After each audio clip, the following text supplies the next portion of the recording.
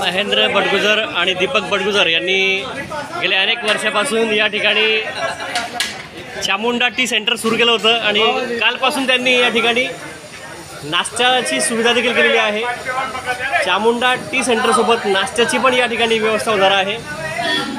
आपण पाहतोय कालच सुरुवात झाली आणि या ठिकाणी प्रचंड प्रतिसाद ग्राहकांचा मिळतो आहे। काय सांगाल आपण आपल्या टी सेंटरविषयी आणि आता नाश्ता सेंटर सुरू केलं आहे? आपल्याला खूप इच्छा होती सर, नाश्ता चामुंडा टी सेंटर चालू करायची होती। हां हां, सर्वांना आवड होती बरं, तुम्ही चालू करावं। खूप चांगली गोष्ट आहे। कुठंतरी एक पाऊल पुढे आलं पाहिजे।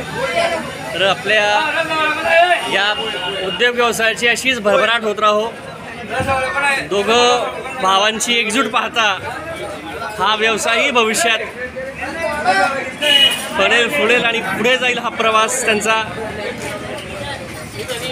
हेच ते यापूर्वी या ठिकाणी त्यांचं छोटंसं चहाचं दुकान होतं आणि आता हे नाश्ता सेंटर सुरू झालं आहे।